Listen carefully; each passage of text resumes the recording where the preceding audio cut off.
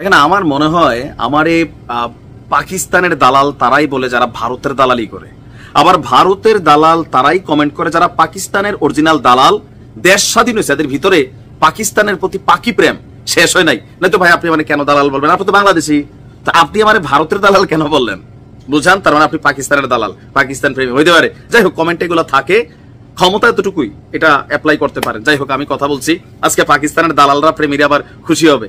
দেখেন, আমি নিউজ করি, আমি কোনো দলের কোনো দেশের পেইড এজেন্ট না যে টাকা খাইলাম অথবা ওই দলকে ক্ষমতায় নিব অথবা কোনো সুবিধা নিব। আমাদের কাজ হচ্ছে নিউজ করা, সো ওইটা আমরা করি।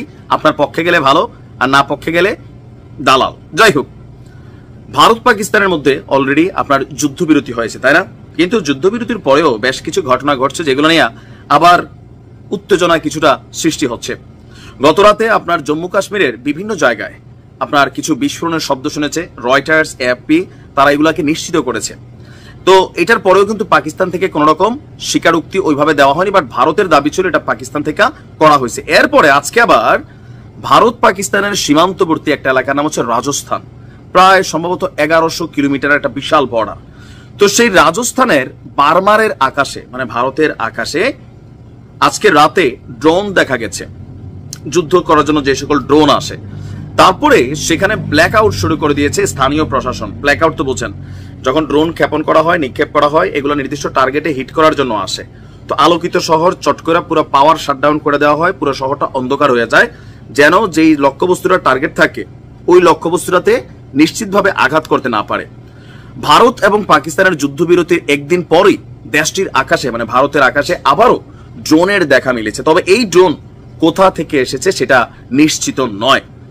বারবার বিভাগীয় কালেক্টর এবং ম্যাজিস্ট্রেট তিনি তার অ্যাকাউন্ট থেকে একটা পোস্ট করেছেন যে ড্রোনের আগমন পরিলক্ষিত হচ্ছে, দয়া করে বাড়িতে থাকুন এবং ব্ল্যাক আউট পালন করুন।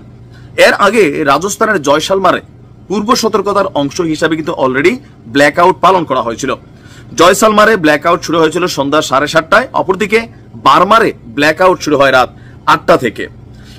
আপনার সীমান্তবর্তী এলাকায় এই একই দৃশ্য যখন দেখা গেছে, তখন সেখানে আতঙ্কের সৃষ্টি হয়েছে।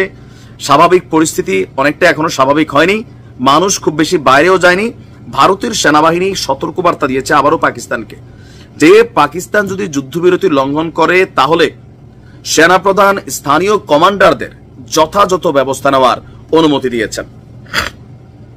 তবে এই হামলার অথবা এই যে ড্রোন আকাশে উড়াউড়ি করছে এটা ভারতেরও হইতে পারে।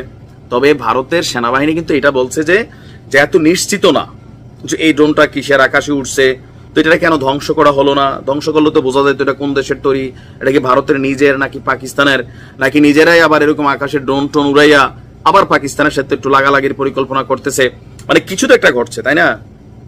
আসমান থেকে তো আর ড্রোন ভাইসা বেড়ায় না, তারা ভাইসা বেড়ায়। তো এই ড্রোন হতে পারে আভ্যন্তরীণ নজরদারি ভারতের ড্রোন, অথবা পাকিস্তান থেকে কোনো গোয়েন্দা ড্রোন, যেগুলো ছবি, ইমেজ, তথ্য, ফুটেজ তোলা পাকিস্তানের কাছে পাঠাচ্ছে। এই ড্রোনটা নিয়ে এখনো রহস্য। তবে স্থানীয় মানুষের মধ্যে আতঙ্ক তৈরি হয়েছে, সরকারও সতর্কতার জায়গা থেকে ব্ল্যাক আউট করেছে। তবে আমার মনে হয় যদি পাকিস্তান এই ধরনের কর্মকাণ্ড করে থাকে, একটু সতর্ক হওয়া উচিত। কেন? বেশি খাদ্যালে কিন্তু কষ্ট পানি বের হবে, খেয়াল রাখতে হবে। যুদ্ধ কখনোই কিন্তু শান্তি না। এখন আবার এটা হইতে পারে ভারত যদি এই ধরনের ষড়যন্ত্র রচিত আবারও করেন, সাবধান থাকেন। একটার জবাব কিন্তু এখনো দিতে পারেন নাই যে পেহেলগ্রামের ঘটনার আসল ঘটনা কি।